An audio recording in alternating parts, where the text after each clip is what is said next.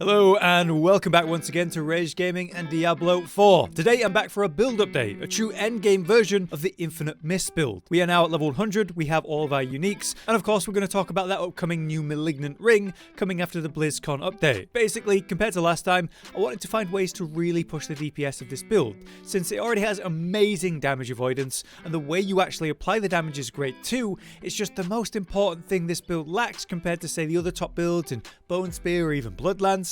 Well, it's damage. So I'm back for a big damage update. This is simply the best version of the build that I can currently imagine, maximizing the damage to slightly slow down the movement speed of the build, and it is well worth it. As you can see, I am able to clear Uber Lilith not just, convincingly, but really well, although I did have an elixir and incense on for this clear. For me, this was the hardest Uber Lilith using the top 3 builds easily. The DPS is great, but it requires build up. And the thing about Uber Lilith is she jumps away and iframes regularly, which means each time she does that, we have to build up the damage again. So it's a massive problem for this build that kind of needs to get going compared to the others. The thing is, clearing it in this way wouldn't have been remotely possible before. This big update to the build is allowing me to push the burst and DPS potential so high that we're able to burst roughly 6.5 million on ticks and lots of 5 million ticks as well. So if you get lucky with a few of those in the moments before she leaves, in either phase, you can just destroy her as I'm doing. The fight will be much harder if I couldn't force her into the next phases while bypassing mechanics to do it. And when I finally get the stagger in phase 2, that's when my DPS goes even higher. You can see when I'm actually still building up damage, we're getting ticks of 2 million, which is very scary. And I think if I got to, have enough time to build up the damage in this scenario, we would have seen towards 10 million hits in one tick in a damage over time shadow build, which is insane. All while I'm able to avoid mechanics using Blood Mist and have Bone Storm up most of the time as well. Meanwhile, in a tier 100, this is just incredible. It's simply the best tier 100 clear of the top 3 Necromancer builds, I currently think. While Bone Spear can destroy everything with higher damage, you have to play carefully and try not to get popped with your lower survivability. And then while you've got, say, Bloodlance or even Surge, they're inherently tanky and have great damage potential, but they can't clear as convincingly or as fast as this literal damage immune pace. And blood builds require certainly more thought and skill to play instead of having to maximize your Hemo AoEs, your key passives, actually being used on your core skill, not accidentally on something else. This version of Infinimist just has incredible damage from mob clear. Absolutely insane. Crunching the elites instantly while also being fantastic for the final bosses where this build previously would really struggle. And then obviously, like normal, it's really quick and it's very damage avoidant, so it does great in a tier 100. I love it. So with all that introduced and shown, let's explain the build. Starting with the skill tree, which we're going to gloss over pretty quick because I've explained this multiple times before and it's pretty much the same as it was before. We are using the basic attack Reap and enhancing and going for Acolytes so that we can spawn a corpse every 4 seconds in a guaranteed way. This is important for your opener of a fight and during single target fights where you need to keep spawning in more corpses. We are not using any core skills, but we're going to need a lot of corpses, so of course Huge Flesh at 3 out of 3 is a no-brainer. We need Blood Mist to iframe and generate Unstoppable and loads of different things. The more you level it, the more you bring down the actual cooldown, so we're at 5 out of 5 on that. We enhance it and go for Ghastly to make it guarantee spawn corpses. A lot of our damage is coming from Corpse Explosion, so that's maxed out at 5 out of 5, enhanced and of course Blighted to turn it into a Darkness skill. We spend 1 point in Grim Harvest just so we can get to Fueled by Death. This allows for a damage bonus every time we pop a corpse for the 6-second buff. On the next tree we have Decrepify at 1 rank, and then we enhance it and go for Abhorrent, which is what allows us to use Lucky Hit to help reset our cooldowns by 1 second as this triggers. The more mobs hit by this, the better, so you apply it to everything. Since we're cursing everything with that, we take amplified damage to improve our damage to those cursed targets and reduce incoming damage from close enemies and improve our own with Death's Embrace. With that, we come down to the next tree where we have 1 point in Corpse Tendrils. We enhance it and go for Plagued to make them vulnerable as we use Corpse Tendrils on them, and all of our shadow passives are 3 out of 3 in all of them, giving us movement speed, potential to stun, and improving our damage over time as a whole. The most important here is Gloom, which is why I have extra ranks from my amulet on that one. On the ultimate tree, it's still of course Bone Storm, fully enhanced for the damage reduction and the crit strike chance while active. We're sacrificing all our minions, so we're still taking full standalone Memento Mori, and of course with our key passive Shadowblight, the crux of all of our damage. This brings us to the Book of the Dead, which is the same as before. We have the Reapers that increase the shadow damage sacrifice, we have the Cold Mages for the vulnerable damage increase, and finally the Iron Golem for the critical strike damage increase, the big one there. Next up, it's time for us to explain the new powers that we're running. Now, I am no longer using Metamorphosis, which is used in a lot of builds, but with this one, it's not really worth it. This gives you an evade that lets you become unstoppable for 4 seconds, which is very important, as it gives us a way to apply Vampiric Curse and also get more out of Tibalt's Will, giving us a way to generate Unstoppable. But we're constantly blood misting, which is giving us Unstoppable. So it's kind of a waste to use meta when we're getting it through that. Instead, we're using a Cursed Touch, which is going to spread Vampiric Curse for us, but it's also going to spread it in AoE, so we don't have to dash through the whole pack multiple times to make sure everyone's afflicted by the actual Vampiric Curse. It just kind of naturally happens as we deal damage to enemies. So less invasive on your single target and AoE, making for much better mob clear as well. Of course, in combo with that, you still need Prey on the Weak to make it so cursed enemies are actually vulnerable and improve your damage to vulnerable enemies at that. I'm still running Anticipation to reduce the cooldown of my ultimate skill by 20%, so right now just standing here it has a 45-second cooldown, and obviously with all of my lucky hit and cooldown resetting, that gets even less. I'm still running Domination, which is massively improving our damage to stunned, immobilized, frozen, or feared enemies. Incredible for your mob clear in your Nightmare Dungeons in an open world, because we're constantly stunning enemies with Corpse Tendrils, so this is a massive DPS increase there. Against bosses, whenever they stagger, you basically melt them. Finally, we have Flowing Veins, another one that is sticking around, same as before, massively improving your damage over time to enemies who are affected by a Vampiric Curse. And since we're spreading that with a Cursed Touch kind of by default, everyone is, and so we're doing way more damage to them. And that is our new set of Vampiric Powers. This brings us to the big one, which is the Paragon. I'm just going to scroll over each of the boards so you can take a look, and you can pause this at the start if you need to, just if you're going through it yourself, but I will obviously now explain everything. To begin with, on the starter board, we're coming around to the right, picking up Prime and working our way up to the glyph. You will note that I'm missing 2 magic nodes that give you maximum life here. This is because I spent them more on enhancing glyphs later on, as I'll explain. On this first board, we have our glyph, which is Scourge, the most important one. The place that I found the most intelligence I could get was actually on the starter board, so we put it here and push it to 70, giving us 70% extra shadow damage over time, and then obviously the secondary effect is 10% times increased damage to enemies affected by shadow damage over time. So it's pretty much the most important glyph, and that's why I push it as far as I can here on the starter board, like so. Then we work our way up to our next board, which, as you should expect, is the same as before, Wither, and we rotate it to get to Wither as soon as possible. We enter the board from the bottom, making sure to pick up Dragging Shadows and the nodes around that, and come to the legendary node. With that, we start heading up to the right to come get Lingering Shadows and all the nodes around it, which is also very important. Then up to the left again for another one for Gnawing Darkness, again really important nodes for damage over time with Shadow and even damage to elites. Then we come to the right and get our glyph, where we're coming up and picking up the Malediction node on the way and activating Control. Control greatly improves your damage to crowd control enemies, which is amazing for your mob clear or staggered bosses, and the more points you spend around it for more intelligence, well then you further improve the damage to crowd control enemies. We can get up to 65 here, which is phenomenal, which is almost 100% extra damage to crowd control enemies. Then we work our way down to the right and come to our third board, which is still the same as it was before, Flesh Eater. Consuming 5 corpses grants 40% increased damage, and we're consuming corpses constantly, so you actually have this buff pretty much always during combat. It's a big damage spike, so we rotate the board to get to it as soon as possible, coming up and around to Stifle and the nodes around that for extra critical strike damage, and working our way down to the actual Flesh Eater node. Then we come to the right and come down to our glyph, where I have Territorial. Territorial reduces the damage you're taking from close enemies by 10% flat out, which is great, and is another way to improve our damage. But as you can see, this is the one that I invest in the least. I only have 34 compared to like 60 or 70 in the other ones. That is because this is the least important glyph and least important damage type that we're going to get from our Paragon, and this is the actual glyph that I'm thinking about replacing with the new glyph that's coming in the post-BlizzCon patch. I'm talking about that new glyph, Tears of Blood. For every 5 core stats purchased within range, you gain 2% times increased damage, and it gives you a 50% bonus to all rare nodes within range. It seems pretty insane, so I'd probably put Tears of Blood in the Territorial slot once I have that and leveled it up. So be aware that's a change I'm thinking of. Anyway, we activate this glyph and pick up the nodes around it like so, and we also make sure to get the nice resistance to all element magic nodes, which really helps us get to the cap for a bunch of them. Then we work our way up out of here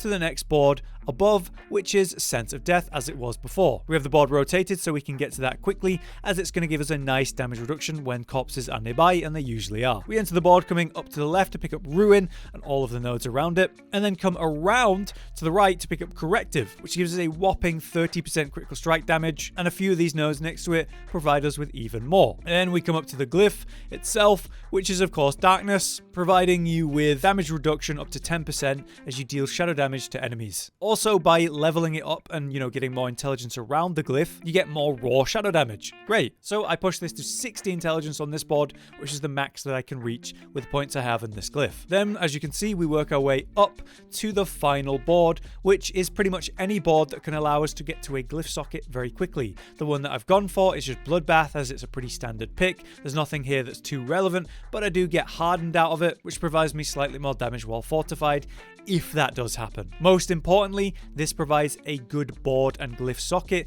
for a dex glyph. As you can see, I'm able to reach 44 without spending too many points here, and we have Essence in this final slot. Essence provides critical strike damage bonus of 22% times increased to enemies that are not healthy, so the more damage you deal, the more damage you deal. Also, by getting more dexterity around the glyph, you get more crit strike damage, and you can see I get over 132% from this by getting all this dexterity around it, so it's actually a very good glyph sort of board. But yeah, that's the Paragon boards and how it's kind of turned out. I'm pretty happy with it. We pushed things as far as I could get it, sacrificing some nodes here and there just to enhance the glyphs as much as I can.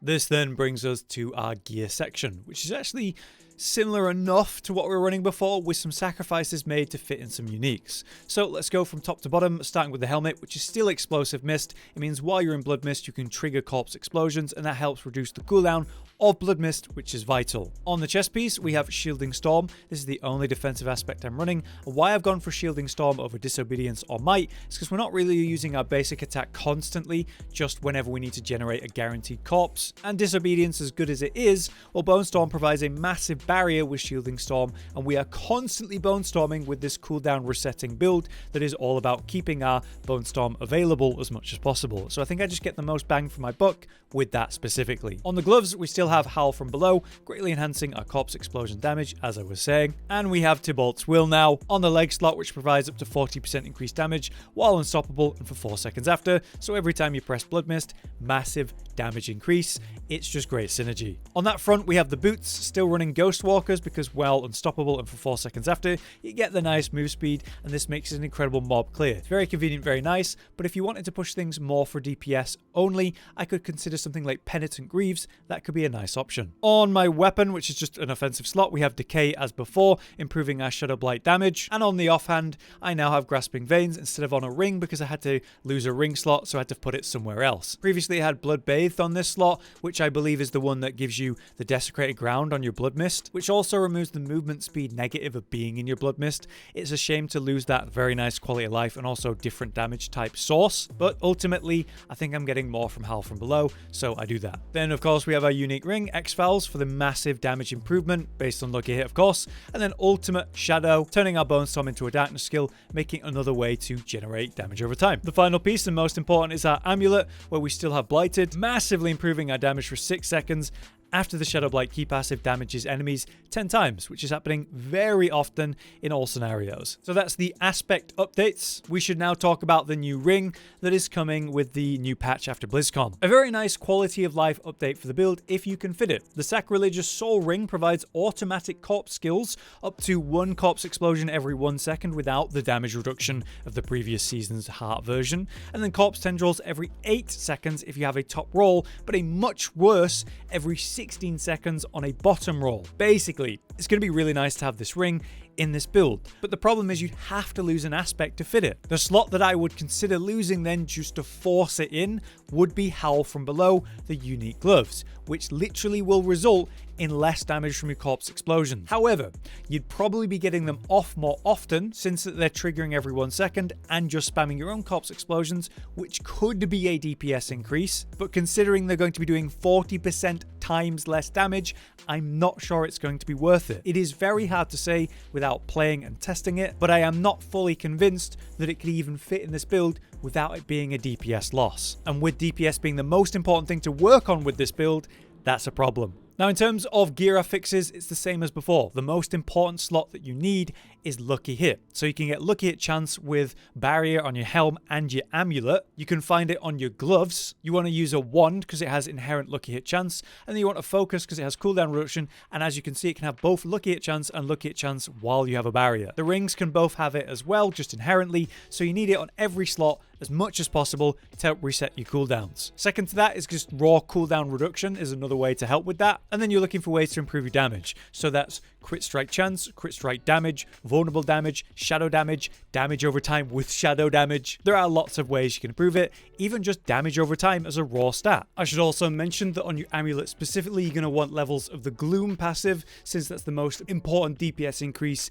in the skill tree we can find. And also if you can get corpse levels, that's great too, to further improve the damage of corpse explosion. Defensively though, it's the same as before. Total armor and max life are the most important things. Raw damage reduction is great too. Damage reduction from close and far enemies, also an option. And you can get damage reduction to targets that are currently affected by shadow damage over time as another option in this build specifically. In terms of gems, it's interesting. It's rubies in the armor to improve your max life, of course. It's the damage over time enhancers in your weapons, as you should expect. And then as you can see, I've got 3 different gems in my jewelry. In my case, it provides 30% cold resistance, 30% lightning resistance, and 30% poison resistance, because those were the ones that were lacking by about 25%, these 3 here. So instead of running diamonds for a plus 5% in all of them, when shadow resistance and fire resistance were already capped for me, I targeted the ones that were lacking and pushed them to the cap, which has allowed me to reach full cap in all of them. So it's up to you to check what your resistances currently are,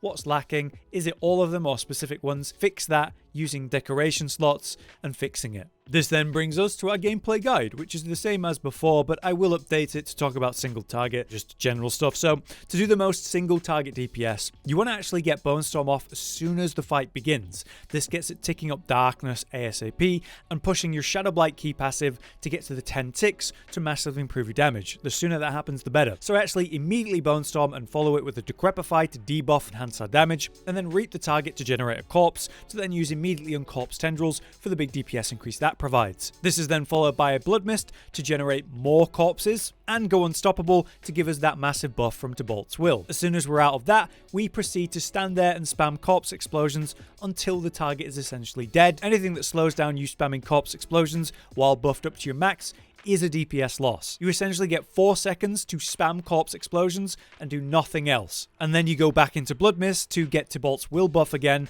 and then go hard again after that. It's very simple. Just build up the damage as fast as possible, and then maximize that roughly 4 second of burst as best you can by spamming the corpse explosions on target. Compared to that, the gameplay in mob clear is the same as it always was, only with better damage now. Decrepify everything, and then fly in there with a Bone Storm Blood Mist. Corpse tendril everything as soon as you're out of that, and spam corpse explosions on the grouped up targets to kill them before they can even react. Your cooldowns are going to be so short and reset so fast that you can Bone Storm and destroy basically every other pack really, and the more enemies there are, it's actually better for you because that's going to reset your cooldowns as fast as possible, and every pack that you have Bone Storm ready and available, it will instantly die. But yeah, other than that, it's pretty simple, very effective, very straightforward. But there you have it. That's my complete guide to this updated true endgame Infinimist build. Naturally, this is all done just before the post-BlizzCon patch that brings in that new Malignant Ring we've yet to try, and I've discussed that in the gear section, as well as that new glyph. Right now, compared to Bone Spear and Blood builds, I would say it's true I'd still pick Bone Spear as the best build overall, due to the downsides of, damage buildup in this build, which is only truly felt against boss fights that go damage immune, like Uber Lilith. It is now very competitive between the two though, with Bone Spear being the clear winner in single target, while Infinimist is my preferred pick in a tier 100 Nightmare Dungeon easily. It's wonderful that I can run a build for single target that does great still in open world, mob clear, tier 100 pushing and all that in Bone Spear, and it's wonderful that I can also pick a build for mob clear specifically, tier 100 pushes specifically, and it still does great in single target and open world in Infinimist. And overall, this is just the best version of Infinimist that I've been able to create, so I strongly recommend it. For now though, I've been Hollow, you've been you, thanks for watching, see you next time.